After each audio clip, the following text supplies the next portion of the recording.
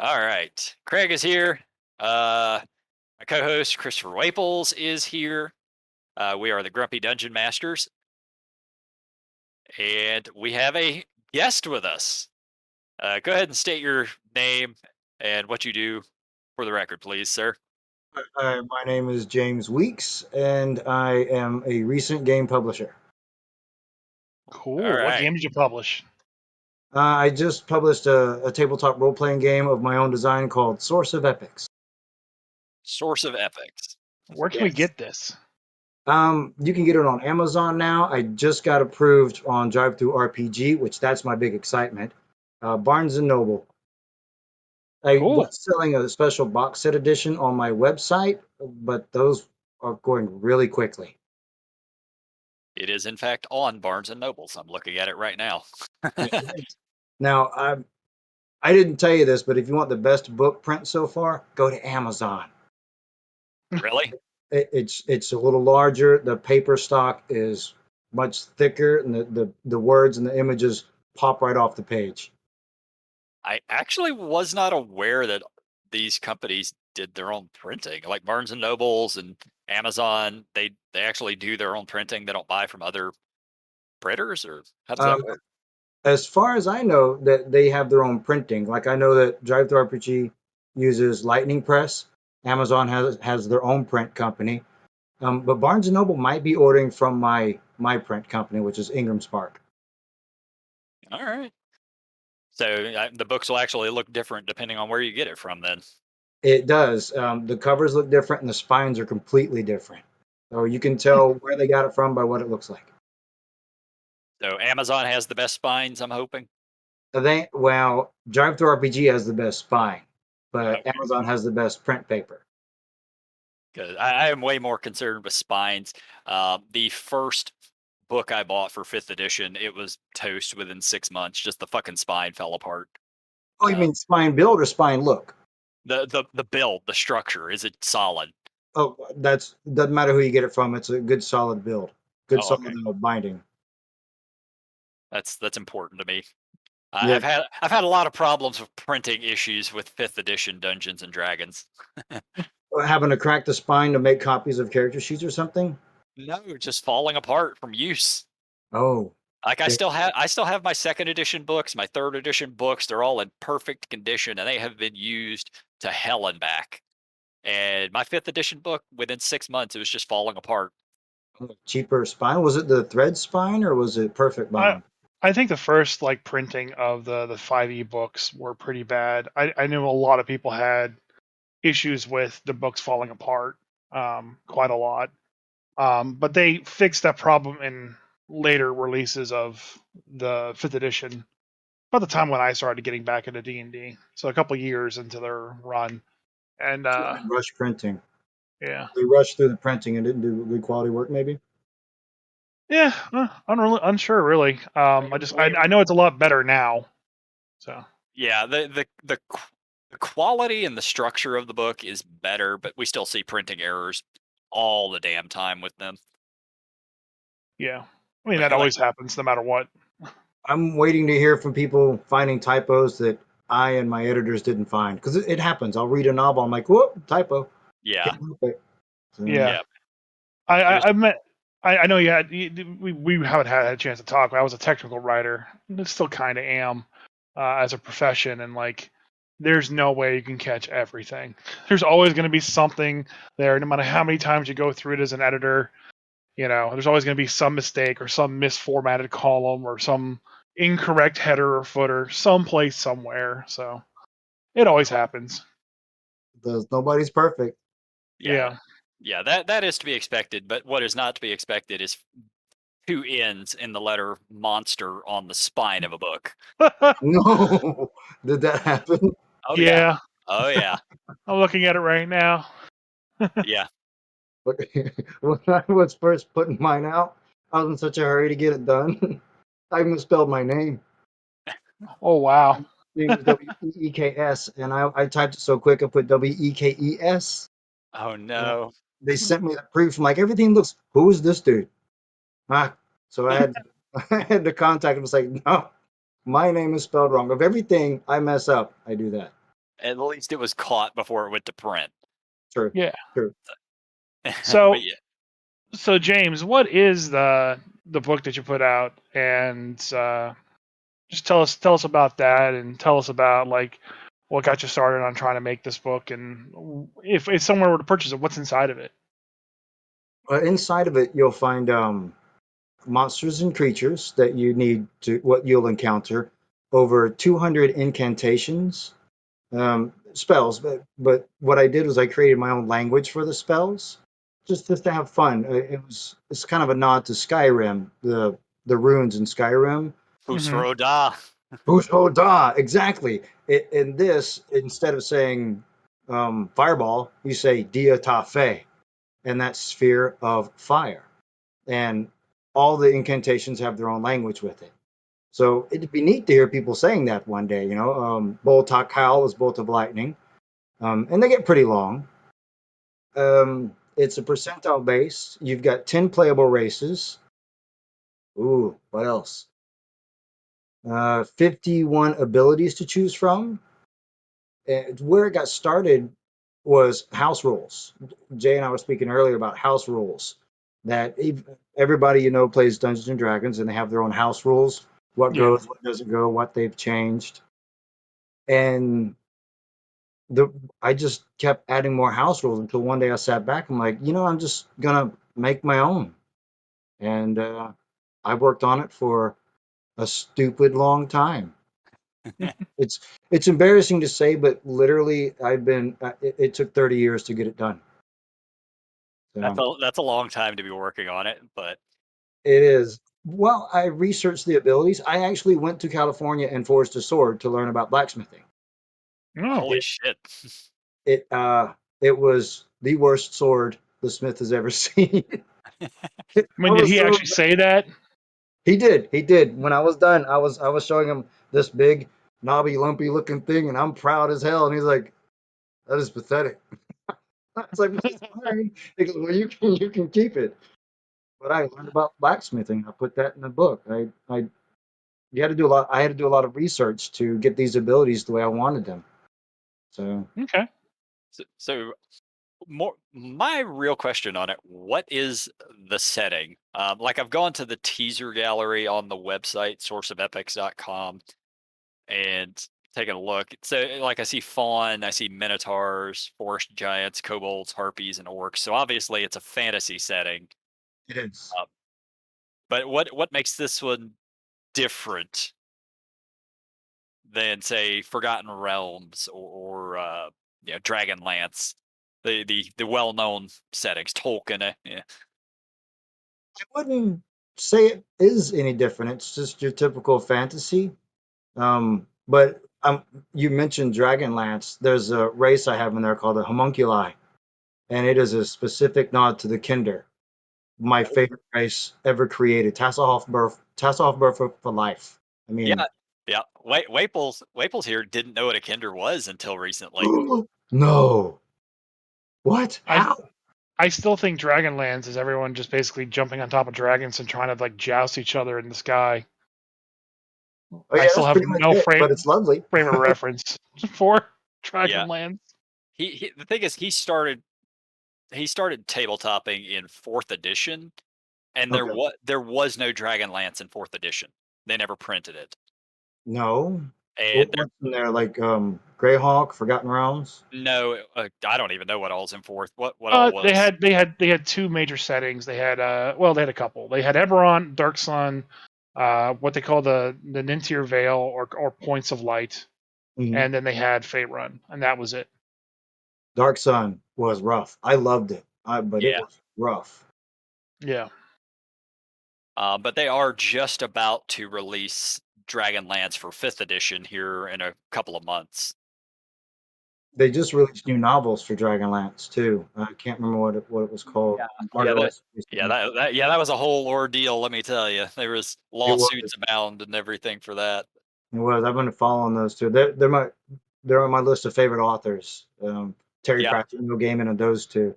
And I met um, Tracy Hickman at Dragon Con, and I think I was dressed up as Wybie from Coraline. But yes, Yes. My my Why were badge. you born? Yep. Why were you born? I was watching that the other night. I love that movie. Yeah. Well, it was interesting because Wybie's not in the book, but, Yes, that is correct. but they thought that viewers would be weirded out by her talking to herself. I'm like, what? They don't have a problem when I talk to myself. Yeah. So Kids talk to themselves. That's what they do.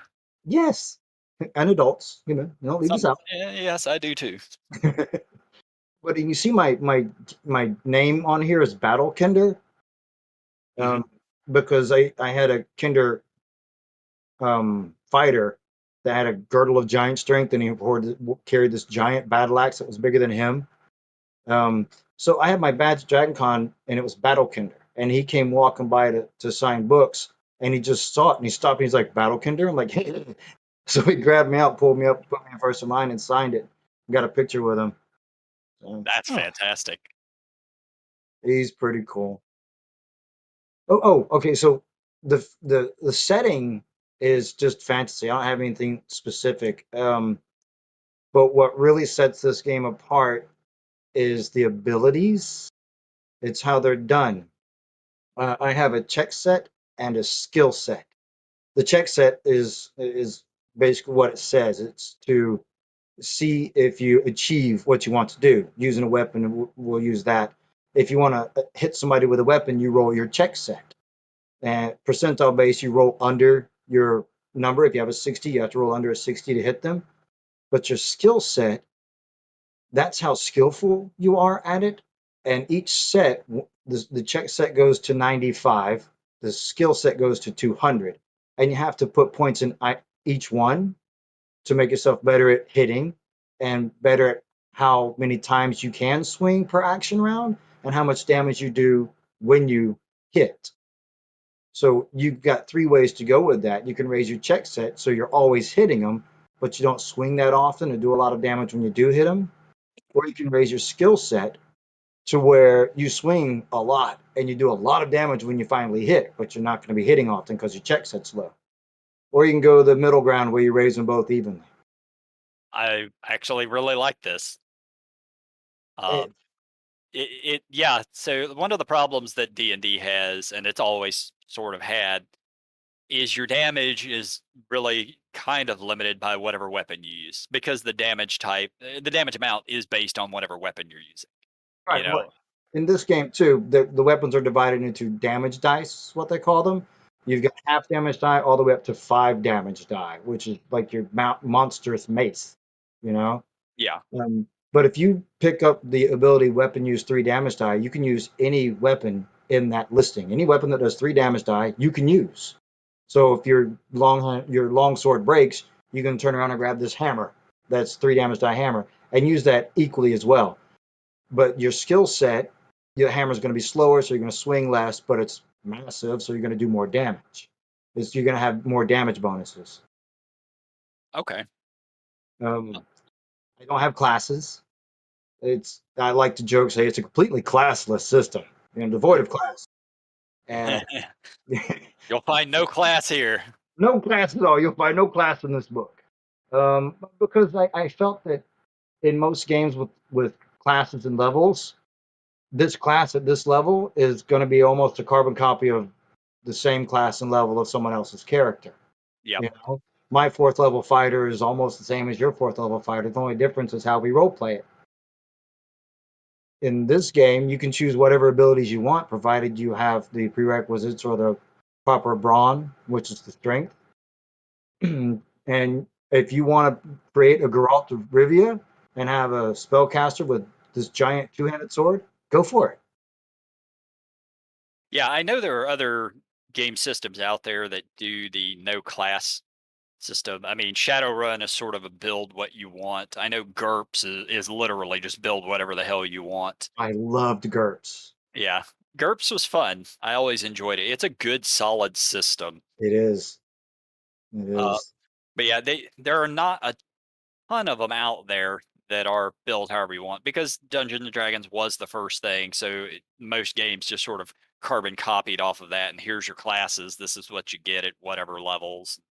And they're still fun games because it's easier to throw a character together in those games, you know? God, yeah, yeah. Making yourself a fifth level fighter, if you've done it a while, you can make a fifth level fighter or 10 minutes. Just throw it together. Boom, I'm good. I'm ready to go. Yep. Yeah. Uh, but choosing what you want with this, you really have to know that character. You're going to have a unique character. Yeah. There's an old uh, mud that I used to play. If you guys ever played muds or I know never what played them, they but I are. know what they are. Yeah. Right. And they had this really kind of cool system where they still had classes, so they had like I think 4 or 5 different classes, but you could level them up however you wanted. So like you could be like a warrior, cleric, thief, and like a wizard and like a paladin or something like that. And you could go just straight fighter, and you'd come out one way, or you can kind of like mix and match and kind of level up almost evenly if you wanted to. That gives you a different kind of character. I've always liked the systems that allowed you to kind of create what you want. Because like I like playing a fighter in fifth edition, but I don't like multi-classing in fifth edition. It just doesn't seem like it works that well. I mean, like there are a couple good builds out there, and taking a 2 different fighter is always like a really good thing to do. Mm. But like that, Yeah, every melee class has 2 levels yeah, of fighter in fifth edition. Yep. but it's like you said, it's not really unique. So like just staying core class and just building out just a core fighter class and nothing else works out pretty well. But like I like playing characters that have a little bit of rage issues, you know.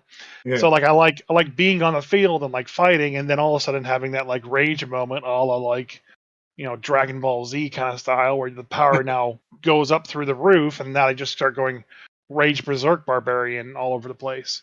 Oddly Nice. enough, fourth edition had that as a class, but fifth Berserker? edition doesn't have that kind of like flexibility to it.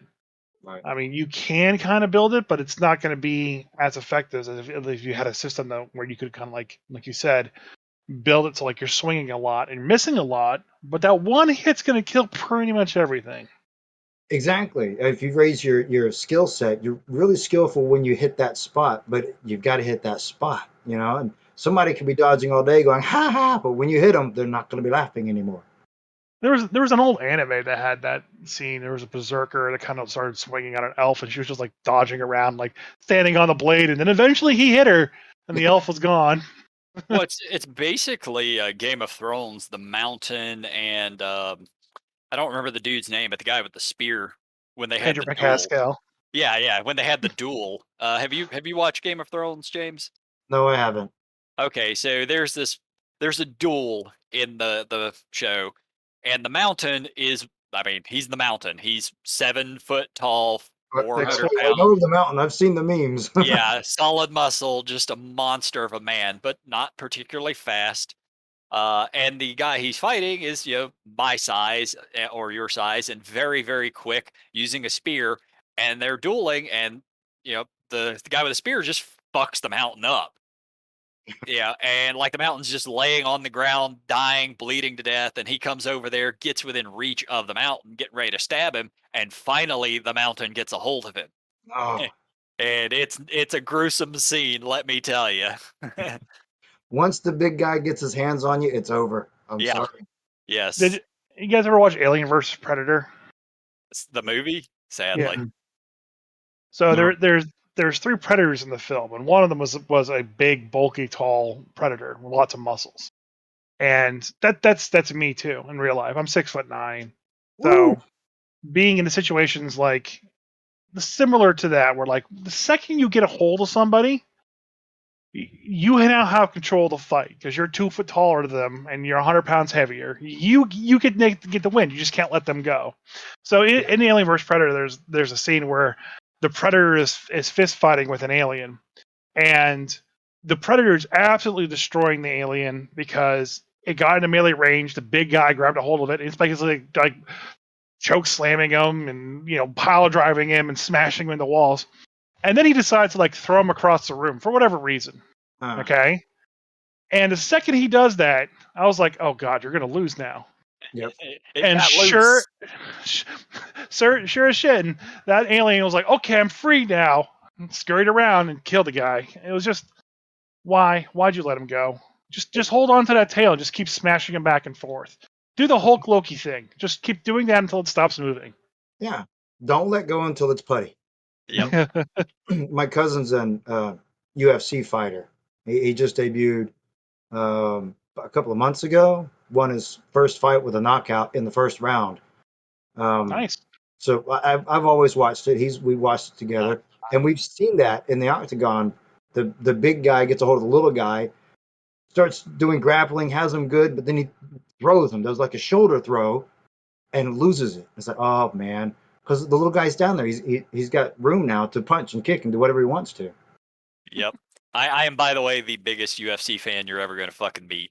So, uh, if you want to talk about UFC after the podcast, I'm all for it. Check out Kevin Thunder Kent. That's my Evan. cousin. All right. I watch every pay per view. I don't always see like the undercard matches and stuff, but Mm-hmm. Yeah, I've anyway, watched as much as I can. yeah, it's so it's my other addiction. you said the source of Epics is basically your 30-year baby that you've been working on. So it's pretty much your own system for how to play tabletop games. It Um, is. okay. All the tabletops I've played over the years, I took what I liked out of them and threw them into this. Okay. Is there a particular like setting in the book as well too, or is it just like the rules on how to play? It's just the rules of how to play. Okay.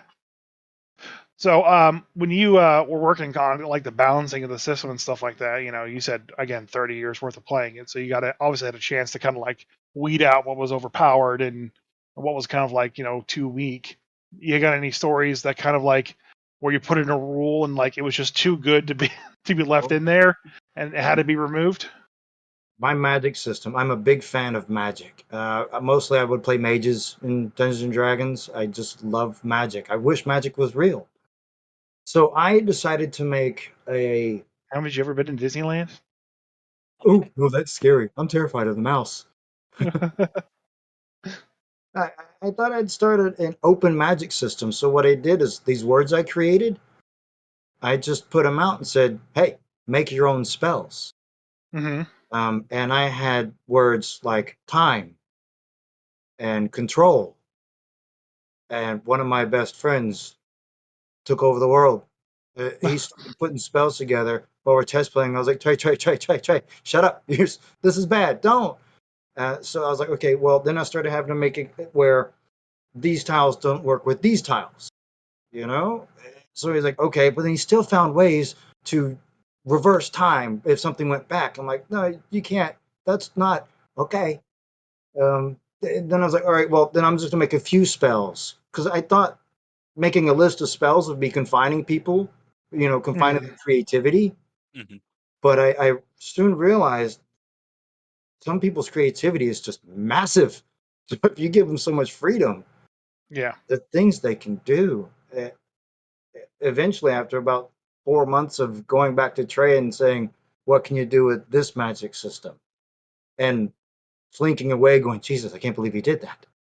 I decided, right, I'm just going to write the spells. I'm just going to make the spells. But I kept the language, you know? Yeah. Yeah, I find sometimes too, like when we're looking at systems, like if you give everyone just like too much freedom, they can kind of go a little crazy.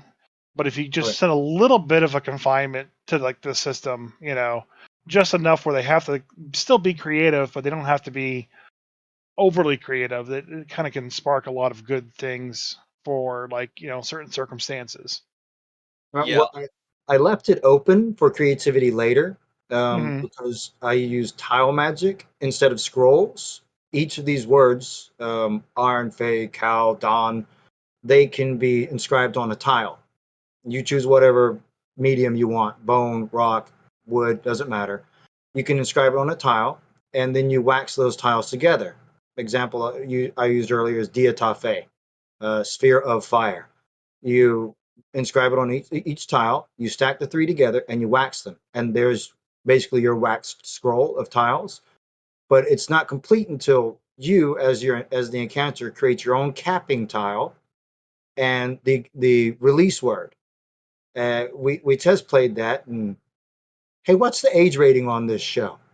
Oh, you can say whatever the fuck you want. Okay, cool. Because when we were test playing, oh, Discover Games, that's the name of the comic store that I test played in Fayetteville.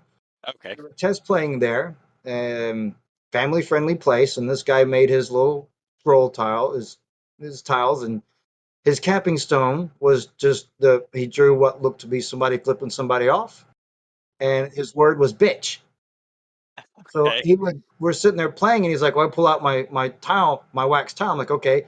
And he would say, Bontacal, bitch, right there. And he's like, oh, wait, Paul, man, you gotta tone that down.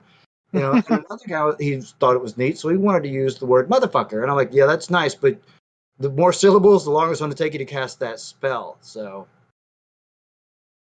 leaving it open later, I can create tile magic so they can still combine tiles and make their own spells. But I'm trying to find ways to limit that so people aren't reversing time and Yeah. controlling the world. Yeah, I know with first and second edition Dungeons and Dragons Magic, it ended up overpowered. Like the low end spells weren't too bad, but once you start getting to things like Time Stop and Wish specifically, uh, Yes. because those editions were very kind of rules light, so you just could open end shit without too much problem. I know the third, fourth, fifth, they sort of put hard limitations on what that kind of stuff could do. And I love the creativity of spells. I love the idea of being able to make your spells, combine spells, things like that. But there still has to be kind of hard limits on what you can actually do with that. Uh, Yes. I think Dragon Age, if you ever played that, was a very good video game in showing how to combine spells. It With was. I loved it. yeah, but without being super overpowered in the process. I when I played, I wasn't for. I like the cantrips, or like Tasha's uncontrollable, hideous laughter. That Oh was one yeah, of my favorite. yeah. Or It's the still cleric spell. What was that? Command. yeah. Command is still around. Oh man, what you can do with that one word. Yep. I loved it. My favorite was to command somebody to excrete. That's a shitty thing to do to somebody. Yes, it is. 'Cause it's not just bowel movement. Everything. They would sweat. They would cry. Their nose would run. When I first did that at Titans, when we played in the back room, I didn't know what else to do. We were getting whomped, and I just looked at it. I was at command, excrete, and the DM he's like, "Oh, that sucks." Yeah, have fun with it.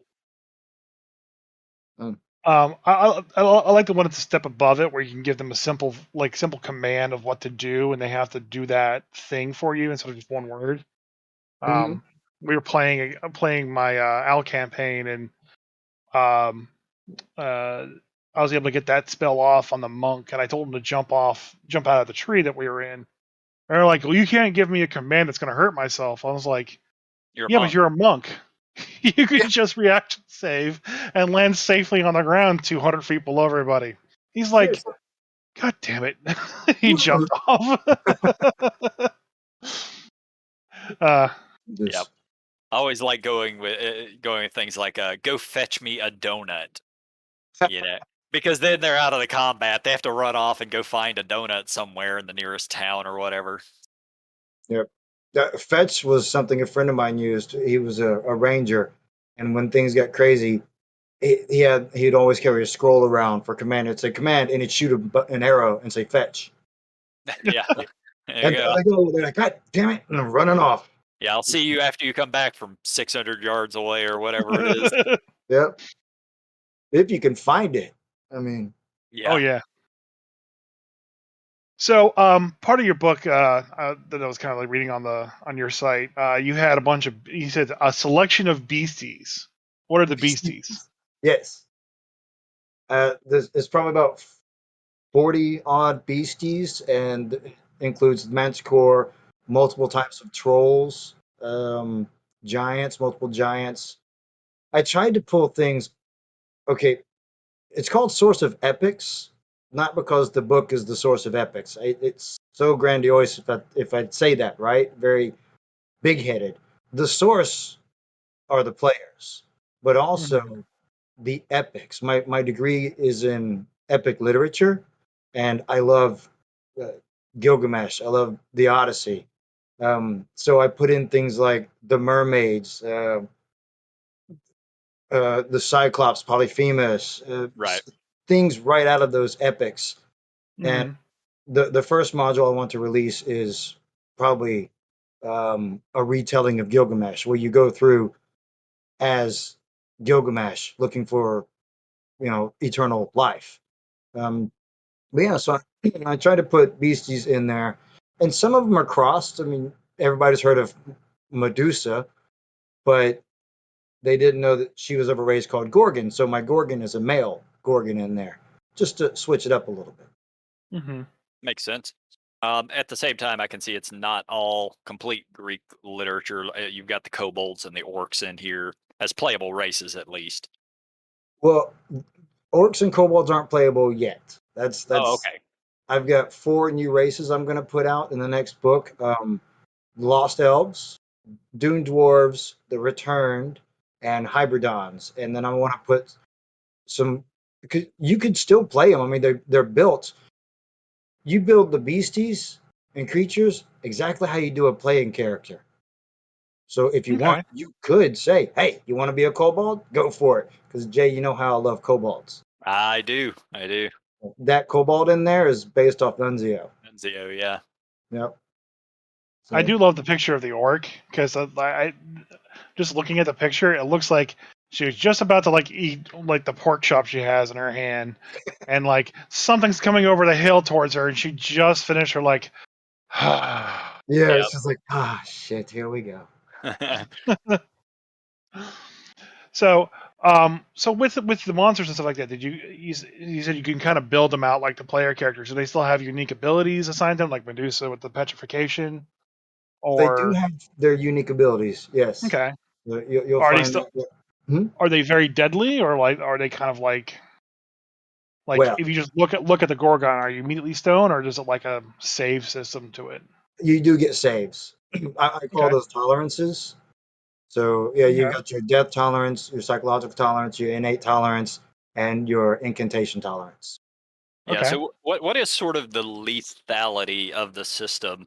Like you've been playing long as I have. You had some games like Boot Hill back in the day that were just super lethal. You might as well make 4 characters before you even start the game. And then we have current like 5th edition where it's very hard to actually kill a character. Except if you're Except me. yeah, unless you're Chris, who somehow magically kills 6 of them every game session. But So what was that? What's the yeah, just sort of how lethal is the system? Like, is it easy for a character to get killed if they're not cautious, or are you truly an epic like Gilgamesh who really and truly just nearly can't die? well, as with most tabletop RPGs, it really depends on the die rolls, doesn't it? Sure, there's always the risk of the die rolls, but some Yeah. systems are just more lethal than others. Like Um, like Not with our test playing. It's pretty balanced. Combat. The one of the biggest complaints I got was that combat is a bit convoluted because you you have defensive moves too. You've got parries, you've got dodges, you've got blocks, you've got shield use. mhm. Um, so in combat, somebody would attack, and then somebody's like, "Well, I can parry, or I can block," and they thought it took too long, but it did well. So no,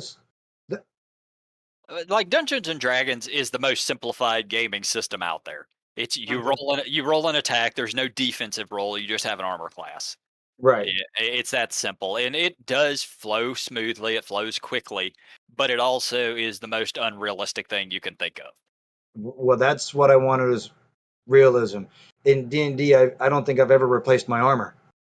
Yeah, once you have the best set of armor that you can get, if you're a fighter, you just want the heaviest plate armor that you can get with as many plus magic on it as you can get. Otherwise, you're Yeah. never once you get to that, you're never replacing it. Yeah, and it never takes damage. Yep. It in this system, one full page of my character sheet is armor because it takes damage. So Yeah. you actually have to have a whetstone to repair your weapons. Your Yeah. armor needs to be repaired You have to regularly. get the skill armor optimization or armor repair, and you've got to have it fixed. And I've modified it a lot. When we first started test playing, somebody lost an entire suit of chainmail in the first fight. I'm like, yeah, I'm gonna have to fix that one. That was too much. I've seen that happen in real life too. Yeah. There was a kid that went out to Shadowmoor or LARP, and he had just bought like this chain shirt and this chain coif, and he's running around all happy with it, and he's like going crazy because like, oh, I got this new chain, and then like someone did a thrusting attack, and now the game we play, it's basically it's PVC pipe with like pool noodle foam J- around it, covered in J- gaff tape.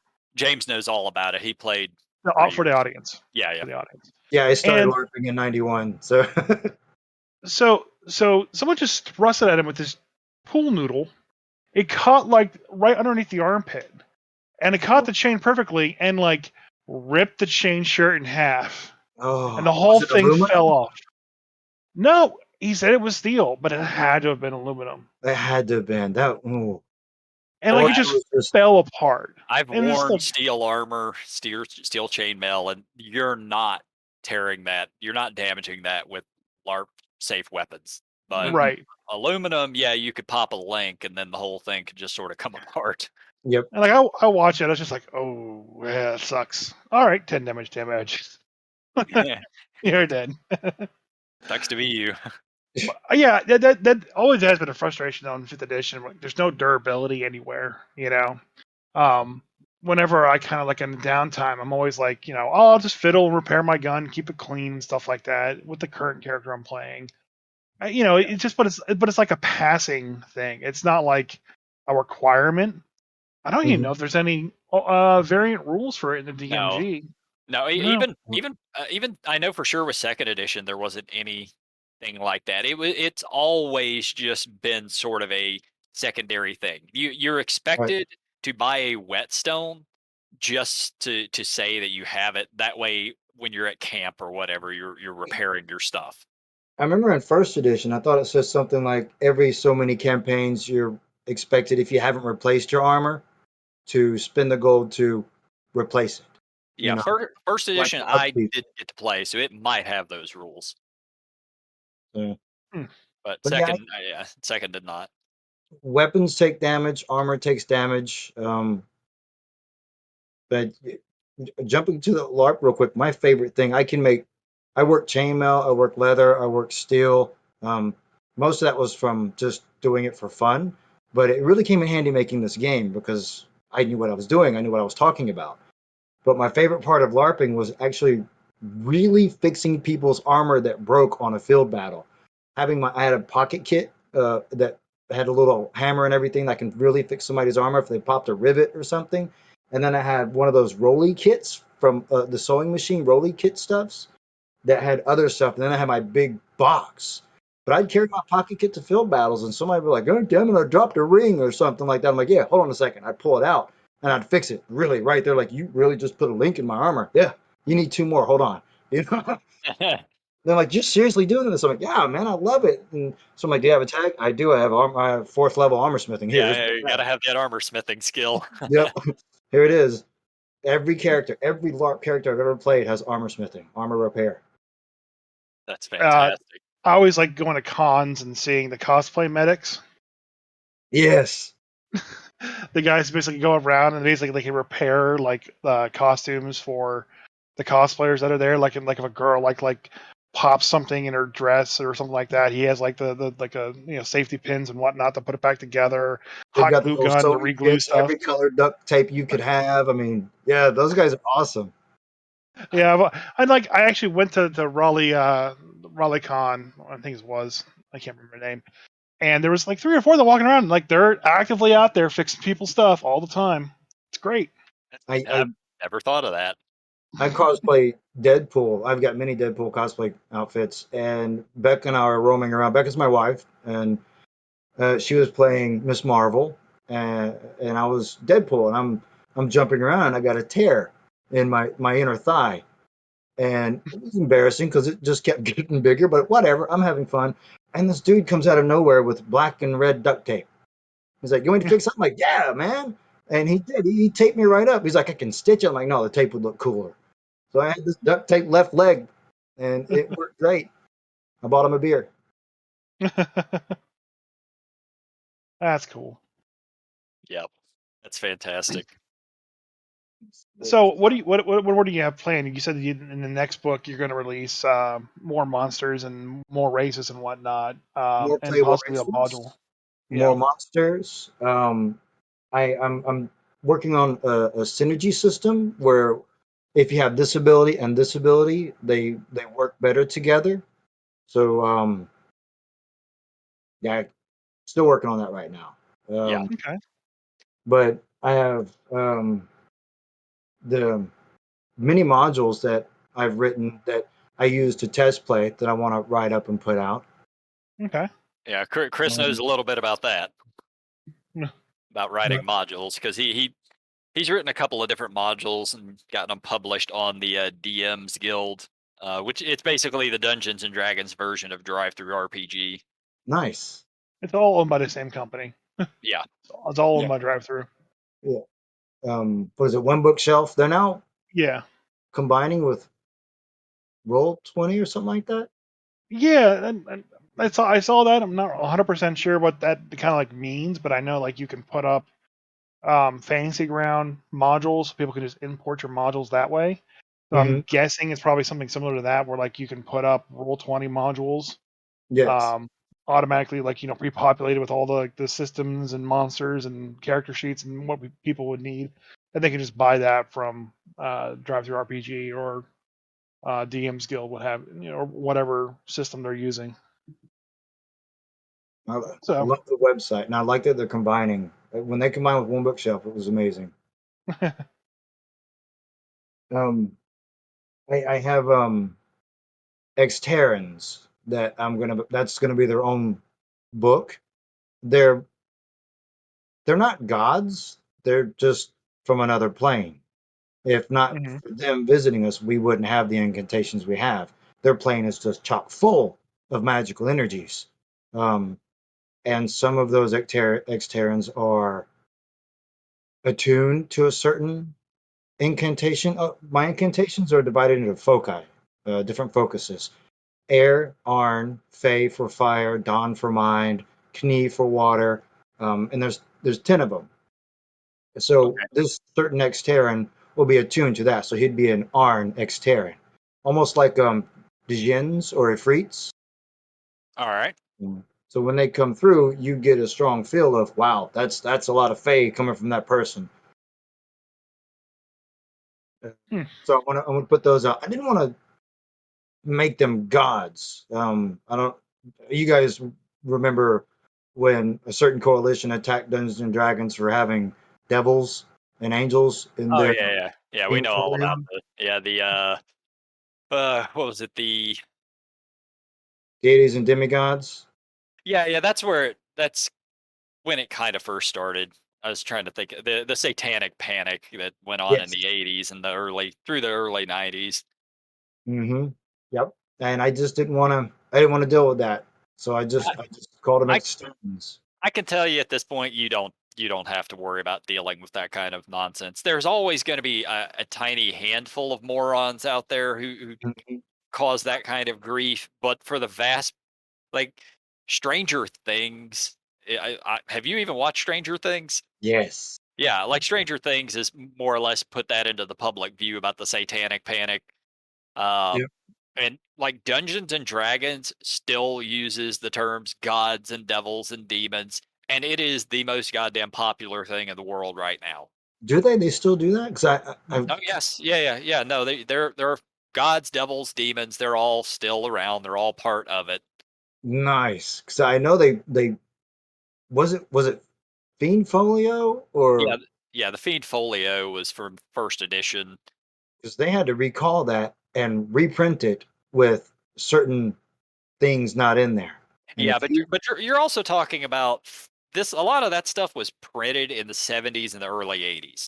yes. You know, when they actually had a little bit of clout when like when the religious right, had a little bit of clout, had some power. Mhm. They've really fallen off the power train, especially with social media. Uh, Okay. like it's not an issue anymore. Well, maybe I'll put my gods out because I have a whole pantheon ready to go. Yeah, you can do that and have no issues at all with it. Yeah, Awesome. yeah, you're not gonna have any issues nowadays. People understand, I think, much better now That it's just a that game. it's just a game and it's fantasy and it's just it like at Um, the end of the day it is just a game. I had my first book fair yesterday, which was amazing. I had a blast. And it was in a small town. And out of all the people that came by and had questions and talked to me about it, I only have one person come up and go, what is this? I was like, it's a tabletop role playing game. She was like, oh no, we're not having that. And I was like, have a good day as she walked off. I mean, Yeah, I don't need to be rude. I just kind of giggled like, you don't have to have it. Have a great one. but at the same time, you are. It's a small town in rural Georgia. Yeah. Where like where I live, I'm in rural Alabama. There's a lot of ignorant folk around here, Okay. but I don't care what they say. They have no power. Yeah, it was just one person, and I Yeah. got there early, and I'm hanging out with these two guys. We're setting up, and later on, I work with them to help fix the electrical work. That the fans weren't working, the lights weren't working, so we're fixing that, looking for GFIs and everything. And later on, one of the guys I'm talking to, and he's like, "Well, he said we could do something because we have the mayor's approval." I'm like, "Oh yeah, who's the mayor?" He goes, the other guy that we were working with. And I'm like, what? I'm sitting there making these dirty ass jokes with the mayor. Uh, it's pretty nice. So they've invited me back to do a um, once a month, once a week, Monday night gaming there. I could bring my game or bring any other game. So we're working that out, and that's going to be awesome to have a gaming night with the mayor. Yeah, I Yeah, mean, honestly, spread the love. Teach people about gaming. Oh yeah, absolutely. Yeah, the vast majority of people you talk about gaming, they're gonna say, "Oh, I love Yeah, Monopoly." or life. I play life all the time. Yeah, Uh, but expand their horizons. Show them there's a lot more out there. it was fun. I really enjoyed it. So we get sidetracked. So you've said that you haven't actually written up like a campaign setting, Mm, but you definitely I can tell from talking to you, you have a lot of ideas of the setting. yes, Do you have any plans at some point on releasing a book specifically devoted to the world that this takes place in? Maybe the towns and the cities, any maps and so forth. I have 5 city maps ready to go and an entire continent map that is literally 6 foot by 9 foot rolled up in one of my closets. Oh, all right. But I'm trying to figure out how to break that one down and make a good map of it. I, Um, okay. Do you have like detailed information on the cities or plans to at least release that? I do, I do. One book I have planned is just a book of maps.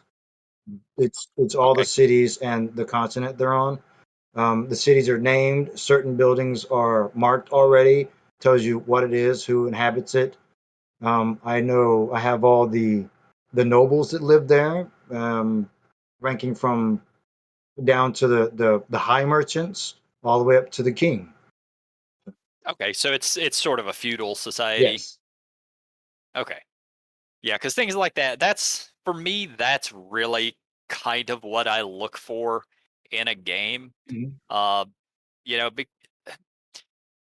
the setting of Forgotten Realms has always just sort of been your generic fantasy setting. Right. But then you have other ones like Dragonlance, which always just felt very much more epic to me. And they are both medieval fantasy societies, mostly based off of Tolkien's uh, sort of fantasy setting, Mm, feudal societies. But at the same time, they still feel very, very different. they do. And I agree with you about Dragonlance being epic. I mean, with the Knights of Solamnia and the rest. I mean, Mhm. I loved the Knights of Solamnia. Remember Swift Arrow? Oh yeah, yeah, yeah, That's that's what I based him off of. He was a knight. He was a knight of the rose. You know. yep, So, yeah, um, yeah, yep. lawful Of which a lot, yeah, a lot of people are going to be learning about Dragonlance here shortly. So I'm looking forward to that since because a lot of the people started during fifth edition, a lot of the current player base, and they've never been introduced to Dragonlance. There's not a realm that D&D put out that I didn't like. I mean, okay, Spelljammers. And they just released that for fifth I edition. wasn't a fan of that. I just thought going to space was a bit far for me because I'm more of a fantasy guy. Hmm. So, but to be honest, I never gave it a chance. I literally just wrote off like, space pirates, no thanks. It was a good movie, but I don't want to play it. Yeah, What was Chris. the Yeah, what was the go ahead. one movie that had Mark Hamill in it The, as a the Guyver? no? They were like space pirates flying around doing stuff, and Mark Hamill was like a fighter pilot in one of the Oh, shows. Wing Commander. Yeah, Wing Commander. That's it. I actually own the DVD for that, of course. Wasn't that a video game? Like a Yes, it was a video game. Then they made a movie of it, and there was a short-lived one season, I think, cartoon of it, seriously? of which of which I own that too, and I've still never watched it, but I own it. I own every copy of the Dungeons and Dragons cartoon. I Yeah, we were talking about that fairly recently. I just picked up a DVD with a bunch of the episodes, but I have never sat through the whole damn You thing. haven't? No, I watch episodes here and there on YouTube, but I have never sat through all of them. I've seen every single one of them multiple times. Look, I got to tell you, one of my crushes as a kid was that thief girl. Yep. The little red-haired girl who ran away from everything. Mm-hmm. Yep. Yeah, Oh, I've tried watching it. As an adult, it's kind of painful, man. It's rough. Well, Dungeon Master was cool. I mean, he was like, He is cool. He's like the fucking I was, Yoda of that I was about to setting. say that. Yeah, he's like Yoda. When Neverwinter Nights, have you guys played that on I the have, yeah, PC? years ago. My avatar when I ran, that's when my friends, when we moved apart, when we grew up, and everybody went somewhere else. That's how we played. I'd write dungeons on Neverwinter Night and invite them in, and when they first came in, they lost it because my avatar looked like Dungeon Master. Oh, It's that's like, come on lovely. in. Yeah, that video game is actually what taught me scripting. Yes, yes. I actually just learned um, CSS and HTML coding. Well, Yeah, I learned a lot of it because of that video game back then. I still have what Neverwinter Nights Gold. People still play that now? I have no idea. There's probably I guarantee you there's at least a few people out there that are still on it, still building stuff. I mean, you would have to have a system that could still run it. The problem is most old games just don't work on new operating systems anymore. You'd have to get an emulator. Yeah. Yeah. I mean, it's an online Was now it game, right? GOG? Neverwinter Nights Online.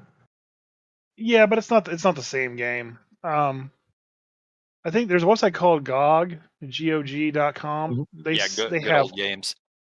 they have older games. I think Neverwinter Nights is on there.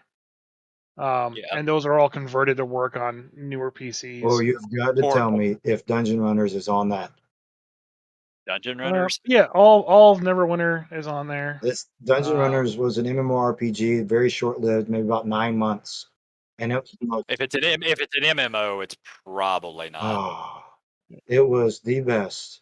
It was sarcastic. You started very small at first level, and as you leveled up, you got bigger. Um, you had like the cardboard sword of not cutting. I mean, everything was a joke, and it was hilarious. Didn't last long. I'm so sad. I'm looking at it right now. It's, I'm, there, I'm a the, cry. when it comes to an MMO, there are people out there who do like keep MMOs running. I know Star Wars Galaxy was an MMO that came out, was super popular, and then failed. And there's still a small community that are like hosting their own servers and their own hacked version of the game, Yeah, so they can still run it as an MMO. I'm on a few boards for it, and I can't find anything. Somebody had a private server running for a little bit, but they had it shut down.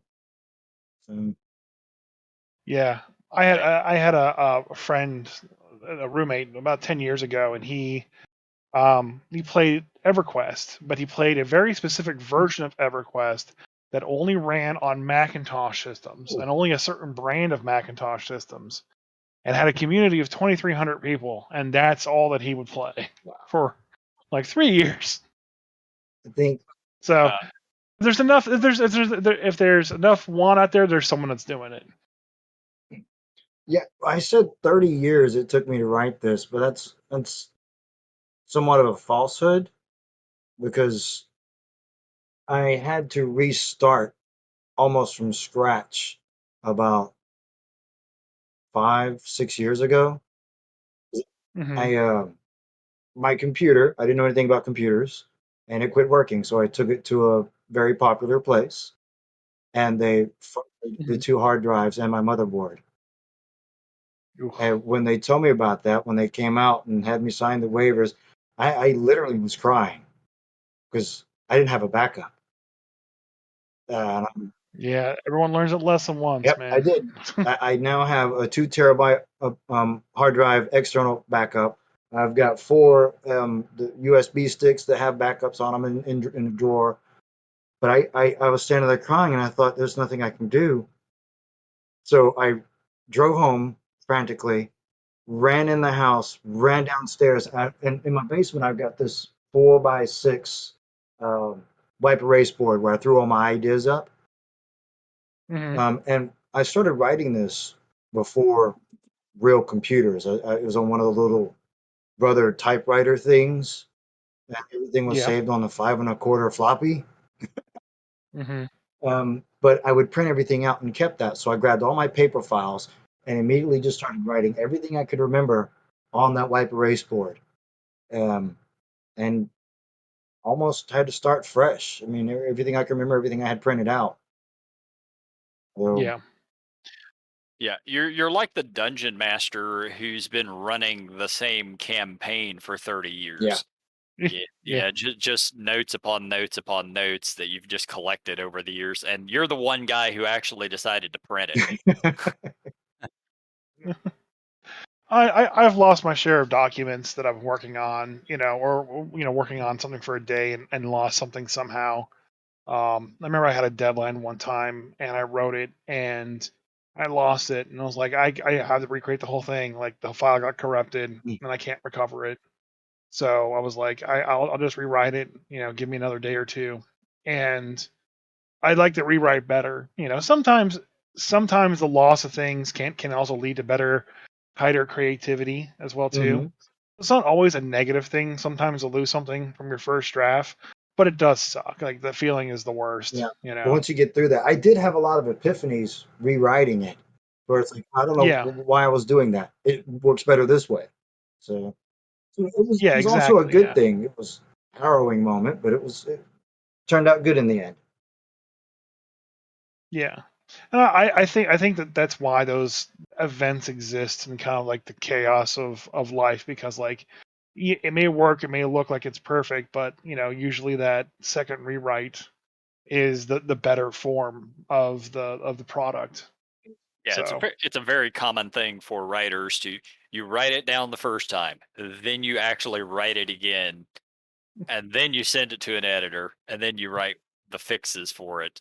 And at that point, you kind of have to stop and just print the goddamn thing because writers are notorious for just continuing to fix it, and it will never actually get printed if you just don't print the damn thing. I yeah, probably wouldn't have this thing out there if not for my wife. I just kept nitpicking and kept nitpicking. Oh, I got to change this. Oh, I got to change this.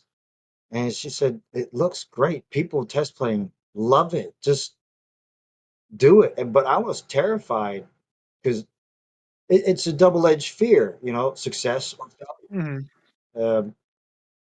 I don't know what would happen if I super succeed. I don't know what would happen if people start looking at it going, "This is a piece of shit." So, Yeah, yeah. yeah. I'm struggling with that right now too. I wrote a sequel to my first release that I had for my first module I put up on DM's Guild, mhm. and like I I ran into problems. I've had to rewrite a bunch of stuff, and I'm still rewriting stuff, and I'm still running into issues. And I'm just like, at some point, I'm just gotta just bite the bullet and just release it because I'm never gonna be satisfied with the end result of it. Yep. And at the end of the day, I want to be happy with it. But if I sit there and just nitpick at it forever, it's never gonna get completed. So that's the struggle I'm kind of running into right now, and so I can kind of understand that. I I'm looking forward to hearing people's comments. I want to hear the gripes. I want to hear what didn't work, what did work, because that's the only way to really make it better. That's And that's how literally you our make whole. a second edition. Yeah, that's literally our whole podcast. We bitch about the things that we don't like in D&D. Like when I was test playing, this guy, he took a Minotaur, put her in the tin can, the full filled plate, and made her a Zen caster. Zen's health, where you can give or take health, unstoppable. Yeah. Unstoppable. I'm like, I don't know how to fix that. Um, because well, it also was the people fighting. It was like we were doing arena battles, test combat. There was Mhm. one person was playing an elf who had bow and arrow. It was just an archer, and there was a gnome that was a dagger user.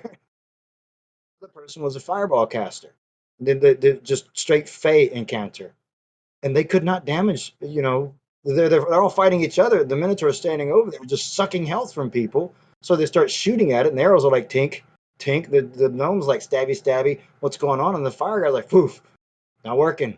So they all teamed up, and it still took all of them just to get that Minotaur down a little bit. They literally had to beat through the armor because in this system, your armor has a threshold.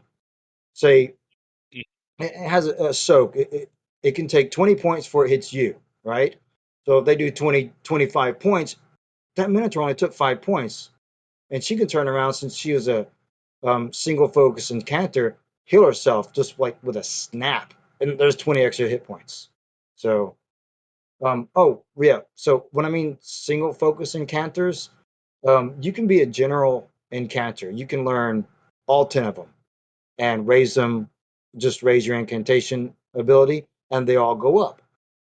But you don't get special bonuses if you single focus. That means if you choose one of the foci, the bonuses are massive. You can It's wizard specialization, basically. exactly. It, your damage is more. You cast faster. You can cast more. You learn to double cast. Um, it's it's gross, but that's all you get. You get that and the miscellaneous list, but that's it. Yeah, there are two thoughts on that. One, not everything has to be balanced. Right. If somebody found a method to make a character like that that's really really powerful, good on them. Yeah. Uh, Two, there are obviously counters to that. The characters that were built to fight in that arena weren't, they weren't capable of handling that. But if you had taken somebody with mind magic or I don't know if heat metal is a spell, but heat metal in D&D is really good against armor Yes, it users. is. Like, yeah, something like that would have been able to nullify that situation a lot easier. Well, there's something called knock plow. Knock is break, plow is armor. So Sure, yeah, there you you do go. a great amount Yeah, of damage to somebody's armor, no matter what it's made out of.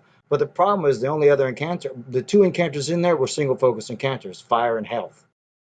yeah. So, So they had the wrong yeah. choices for that scenario. So if Yeah, they could have just started breaking her armor and getting to the meat, literally inside that armor, it would have been fine. Or if they had another health encounter that goes right past the armor. So yeah. Inflict wounds. Don't give a shit about your yeah, armor. not at all. But they were all external to internal damagers. Well, this giant armored tank bull was an internal to external damager. I got to hand it to Paul. He created a beast. Um, I didn't fix it. I thought it was a great build. So, Yeah. And I don't see any reason to fix that because if that guy is playing that character out adventuring and you run into your Gorgon, oh yeah, That armor's not gonna help him against getting turned to stone. Not at all. Or a hippocampi. Actually, it's going to go against you if you come across a hippocampus. That horse is going to grab you and drag you in the water and just let go. Yeah. Bye. Yeah, hope you can breathe underwater. Soggy, I'll come chew on you.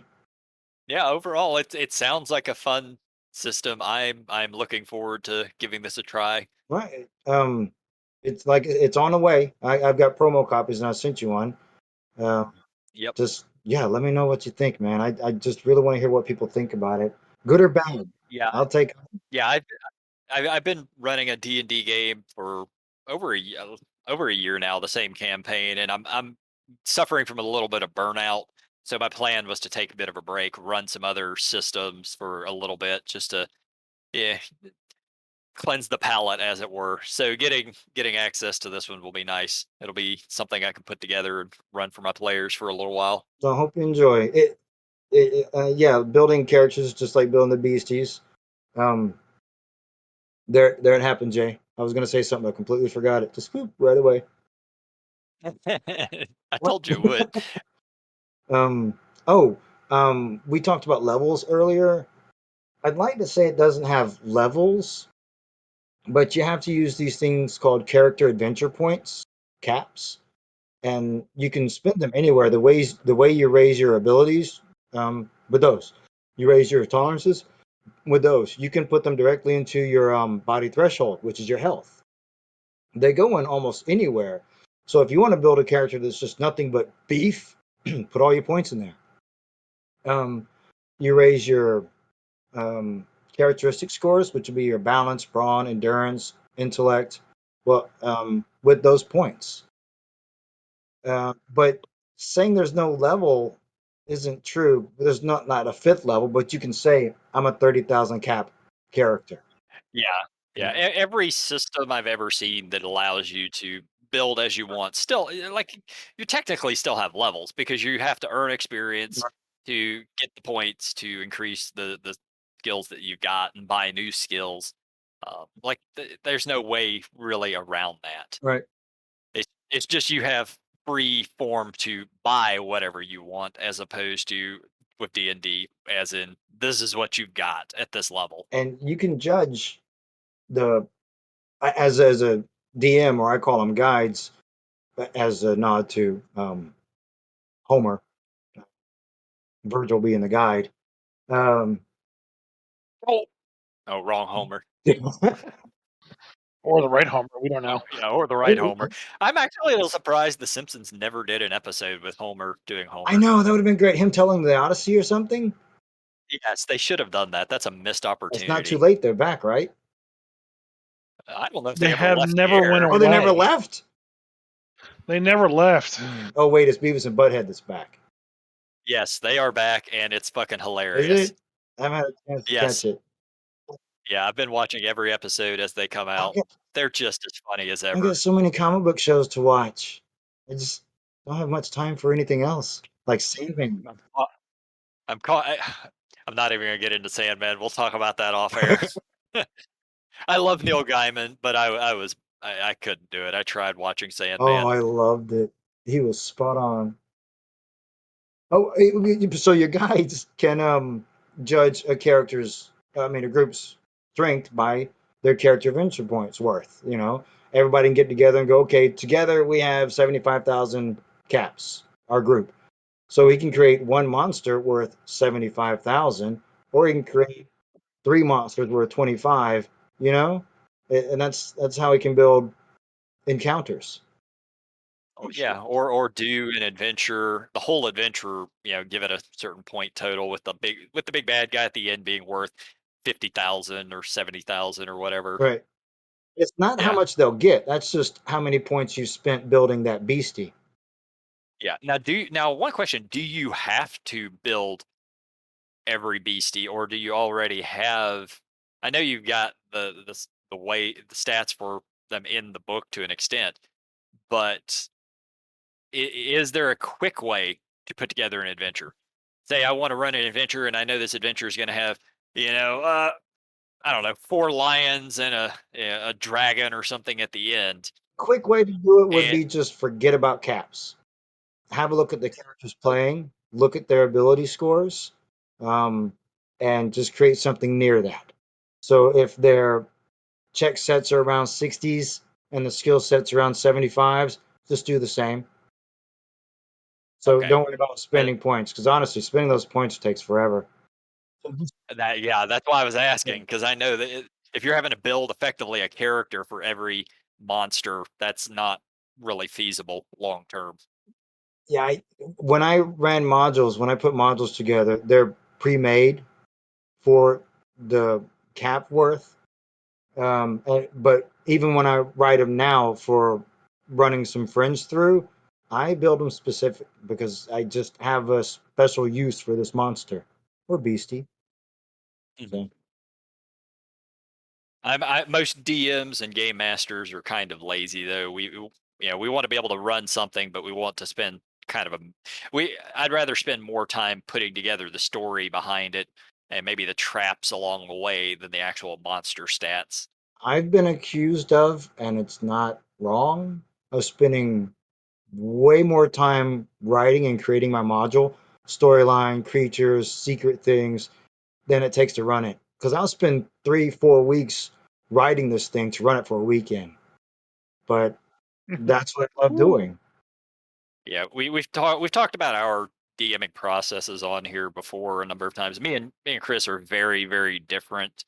I will spend a week or 2 weeks thinking about what I'm going to run, and the story behind it, and how they get to each step of the way, and then I will spend 5-10 minutes writing down those notes, and then I'll sort of pick the encounters along the way, and maybe spend an hour or two putting down monster stats or whatever traps and so forth. But I truthfully I don't spend more than 2 or 3 hours total putting together an actual session, other than just the thinking of it. So, Whereas Chris does his very differently than me. I just spend hours upon hours upon hours doing everything so that's like me. and then never get anything done. Not get anything done. Well, so like I was spending a lot of time trying to like plan out like a frostmating campaign and like get everything prepped for that, and then like my players would just go the complete opposite direction of how I wanted to go. When I was playing fourth edition, I would have to spend probably about 40 hours every week Mm. just to plan, build out, and get everything set up to run a game. Because like I had to build the maps out, I had like a tile set that I had to use, and I had to tape everything together, and then I had to get all the monster stats together. Because there wasn't like a complete system to kind of like where I could go and get everything. So like if I wanted to, have a map that had like a pit in the center, I had to find the right tile piece for it. If I didn't have the tile piece, I had to find an image and tape that to the board.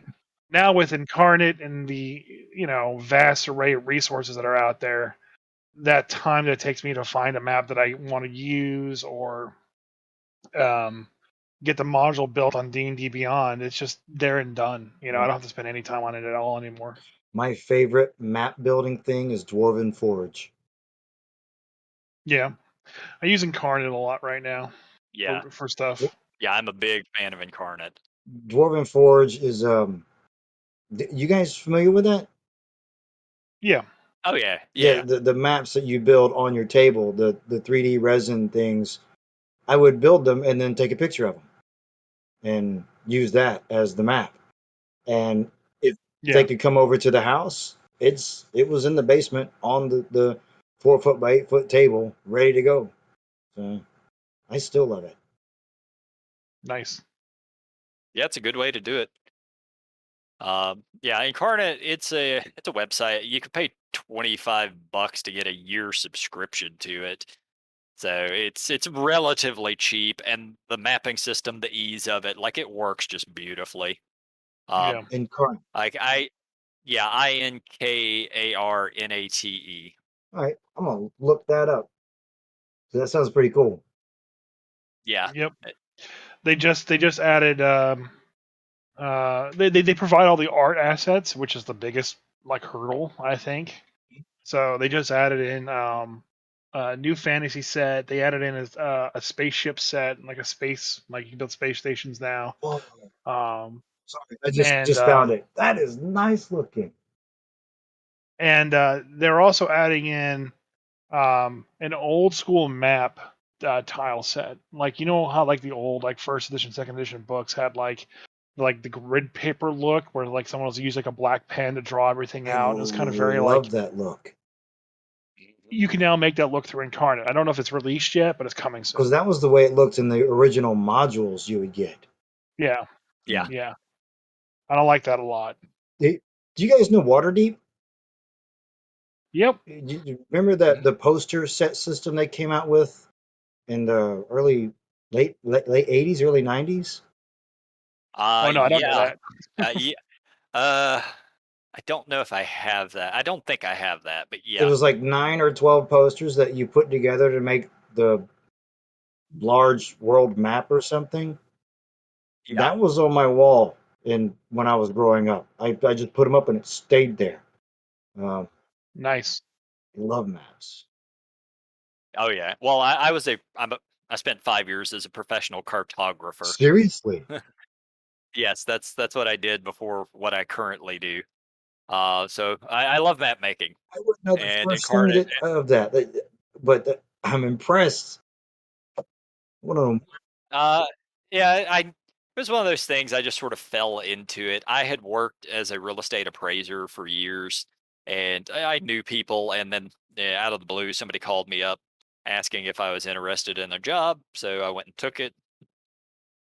And let me tell you, it is not nearly as interesting as it sounds. You sit at a damn desk all day and do menial task over and over again. But the final product is really fucking cool. What was that from that movie? So you're a map doctor. Yeah, basically. The So we're actually well past an hour at this point. So let's unfortunately wrap it up for a little bit for right now. okay. We have our standard things that we always ask guests to do. Jay kind of explained it before we started. Jay, you want to take it over? Sure, sure. Yeah. Okay. Well, let's. You've already told us some interesting stories about your time as game master, but we always like to ask our guest.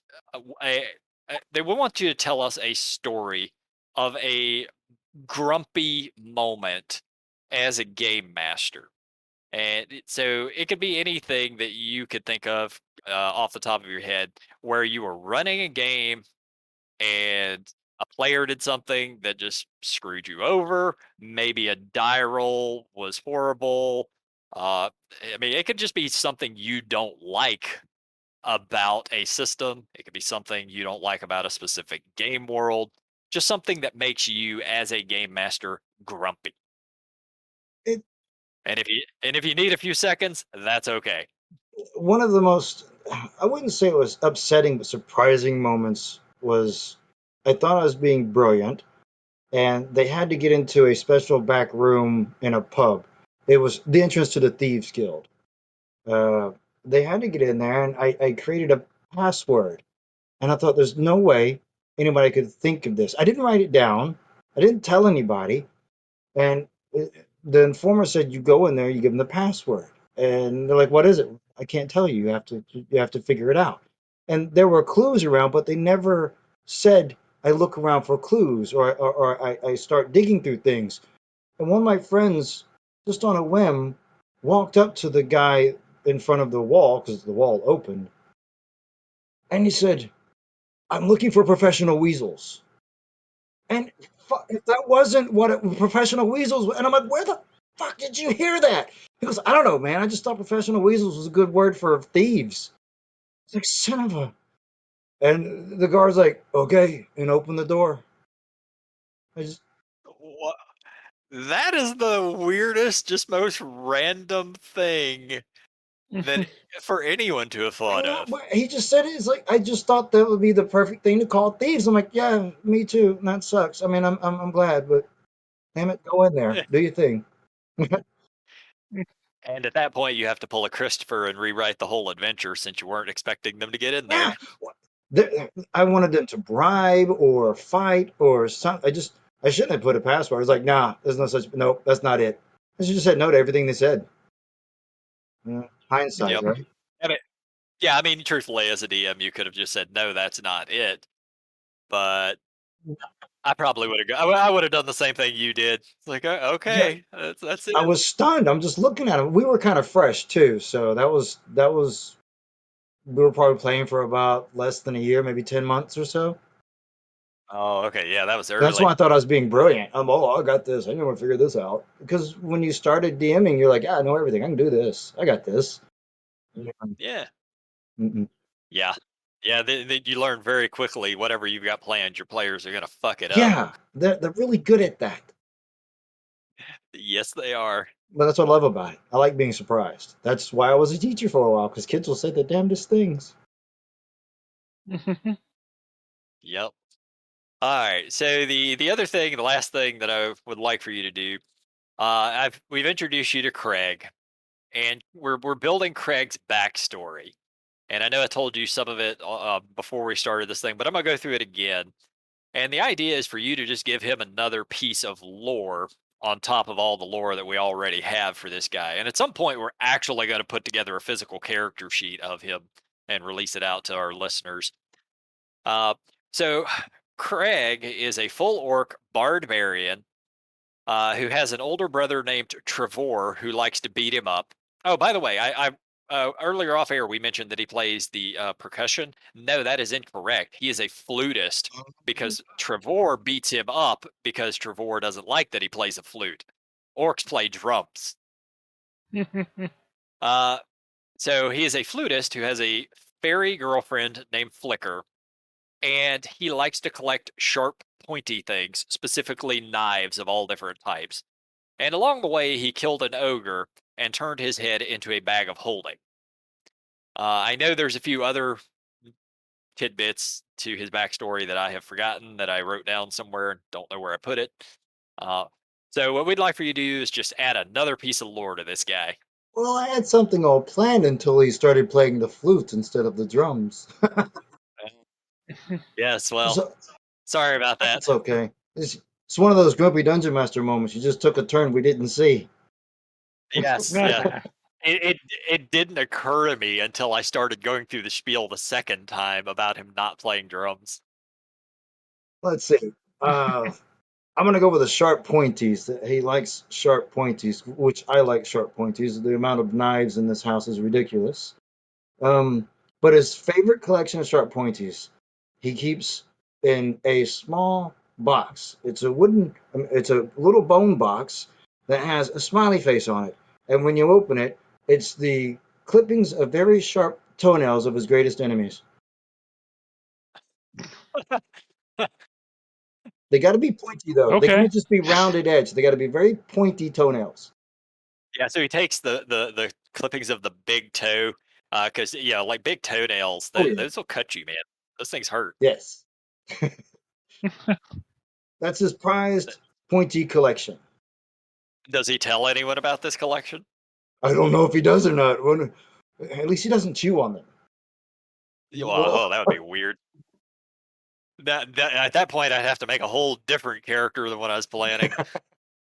His charisma went from like a 16 down or to 7 or 8, maybe. yeah. Oh, speaking of charisma, I meant to ask you this earlier when we were talking about your game. Do you have charisma as a stat in your game, Charm. or a variant of charm? I have Okay, charm. so so it's still sort of based off of 6 stats, like D&D. It is. It is. Okay, Pardon me. I'm joking here. When a drinking no messed worries. up. So we've got awareness, balance, brawn, charm, endurance, image, and intellect. And all of them you put points into except for image. You roll it and you're stuck with it. Now, Oh, what does it do? image is just how you look. Oh, okay. It's your image, and the rest of them you get a minimum, and you can put points in and raise and lower. Image is only changed by enchanted items, or there's an ability called alter appearance. But you In- pretty much roll your Interesting. image, and if you roll a 12, you can be like, oh shit. Or you can talk to your guide and like, yeah, I didn't want to be that ugly, man. Yeah, that's interesting. That's very, very old school D&D right there. Just you're stuck with what you roll on this. That's how I started playing. We didn't do the later on we did all these weird, okay, you roll 3 charts and choose the chart you want, or you can roll this chart and then trade 3 points or something. We rolled the die, blam, strength, blam, 5. He's not Yep. a fighter. you know and we built our characters around it, and it was fun. And every now and then we go back to that just because it's interesting. I played a character that I shit you not, when I rolled, everything was a 10. I got all 10s but like 111, and I named him John Q. Public because he was just your average person roaming around going, I'm going to be an adventurer. Oh God, you're the guy from Idiocracy. yes. I don't remember his name, but yeah, it's that guy. Yep. You're He turned out to be a Luke pretty good Wilson. adventurer. Yeah. His luck was insane. So, That's, Well, James, it was great having you on and talking about your system. I appreciate it. Again, just so everyone knows, again, it's sourceofepics.com. You can pick up the book from there. That's the limited edition box set.